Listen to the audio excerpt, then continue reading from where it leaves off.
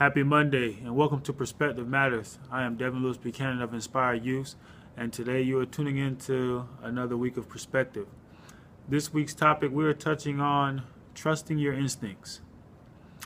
This is very hugely important in the fact that a lot of us don't always trust what our body or gut tells us. Now, there's nothing wrong with seeking outside help to make a decision. This is very important as well. But when it boils down to trusting what you know is true first about you, you have to trust that feeling. Your body gives you signals, your mind will tell you, but you sometimes just have to step out on faith and trust what you believe is true. And now I want to elaborate a little bit more on your instincts.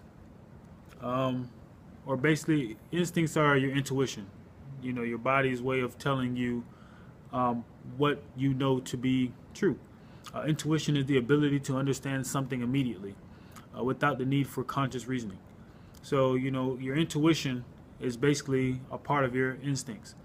And when I think of instincts, it's funny, I was just watching a show on Netflix. It's called Hunt.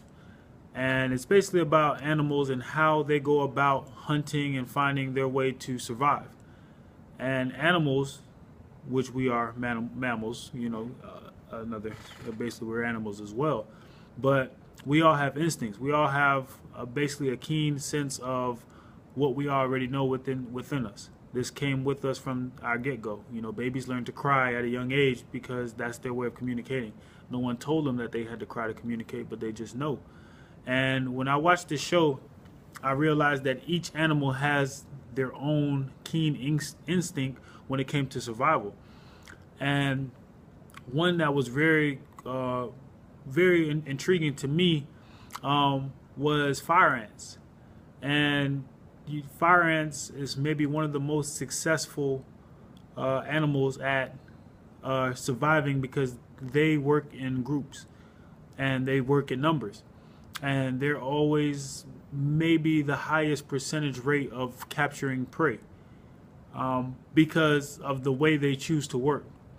Now, another thing about fire ants that I found out was how fire ants survive floods, because this was very intriguing to me. I don't know, maybe it's just me, but when floods come, you never think about how do ants survive? How do fire ants survive? Because, you know, the whole ground is flooded with water for maybe up to 5 feet. You know, you start thinking about these things and it's like, well, how does an ant survive? You know, they would drown.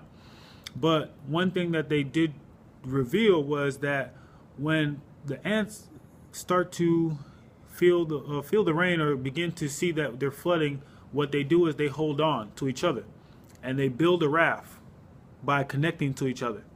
And as the floods come, they begin to connect and they float upon the raft. And as each one of the ants get tired, they climb to the top of the raft while they get a break, and then they replace somebody else so they can get a break. And as they just float about, they can hold on for days, for months if they need to, until the floods reside. And that is their way of survival. But that is something that they know to do. That's their instinct. And they all play a part in it. And to me, that was mind-blowing, because, you know, who would think that, okay, build an ant raft, but it's something that they knew to do. You know, they trusted themselves for survival purposes. Now, another important thing also with trusting your instincts is knowing when not to take advice. And my thing is, I tell people all the time that I rarely take advice, and people see it as, oh, so you don't go to seek other perspectives, and that's not the case. When I say I don't seek advice, I don't like to get advice without reference. And I believe advice without reference is something that is done very widespread. It's done a lot, and most of the time it sounds as just like this. You need to do, or this is what you should do, or this is what you should do, this, and continuously someone's always projecting what you should do, and most of the time they don't give you a reference or basically something from their past that got them to believe this. And I feel like it leaves people empty-handed when you're just being told to do something and not knowing why. or why should you follow those steps? Because the one thing that bothers me the most if I take advice from someone is if I was to take that advice and came up with the results that I didn't desire, I would be that would frustrate the heck out of me. Because in my mind, I should have just went with what I believe was true, my gut, and I should have went with my intuition to make that decision. And if I was to come up short with the decision that I made, I can live with that. I would be completely fine.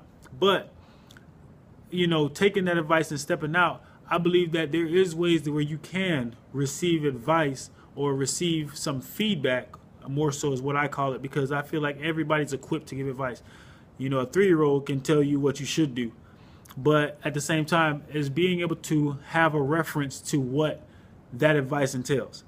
And reference sounds just like this. I talked to a group of kids, let's say we're talking about college. Now, if I'm talking to you about college and what to expect when you go to college, and I tell you off the bat, well, you know, the first thing you need to do is when you get there, you should do this, you should do that, blah, blah, blah. And then that's it. My thing is, where is this coming from? What if I never went to college? One, would I be equipped to give you this advice?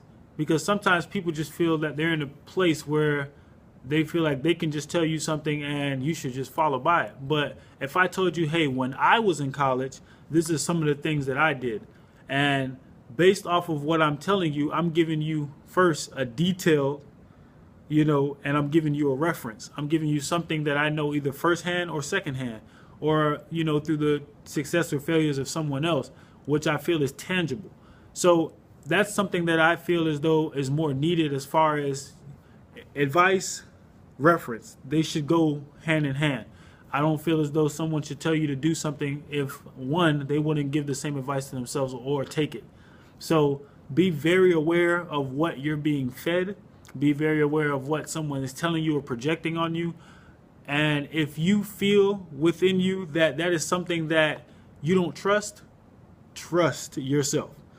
Always remember to trust yourself. And I'm going to leave you with 2 quotes. The first one is by the actress Julia Roberts, and these are just basically on instinct. And she says, I choose totally by my instinct. And the only time I've ever gone against my instincts, I've regretted it. And that was Julia Roberts. You know, another one is by Oprah Winfrey, and it says, follow your instincts. That's where true wisdom manifests itself. So, anybody out there who is watching this, especially my young people, trust your instincts, follow your heart. Because at the end of the day, you can live with the decisions that you make. Okay? Now, is it okay to take advice? Yes. But have reference, because that will give you at least a direction to make your own decision based off of what you know, the knowledge that you were given or the advice that you were given. Okay? So, that's my time. Like I said, once again, this was Perspective Matters. I really, truly appreciate everybody who does, you know, take the time out to watch these video blogs. And I am also looking for people to add perspective to what Perspective Matters provides, and that is solely perspective. So if anybody does want to, you know, reach out, and so that way, you know, we're not just getting my perspective all the time. I know I enjoy my perspective, but I would also like to have others as well. Because that's what helps us grow. But that's my time. I'm Devon Lewis-Buchanan, once again, from Inspire Youth, www.inspireyouth.com. You could click on the tab. It's called Perspective Matters, and watch our video blogs, also our written blogs, and as well as the Extend a Hand program. That is something where you can reach out to provide some reference to a young mind in need. So thank you. That's my time again. Peace out. Like I said, touch somebody, reach somebody, inspire somebody. That's my time.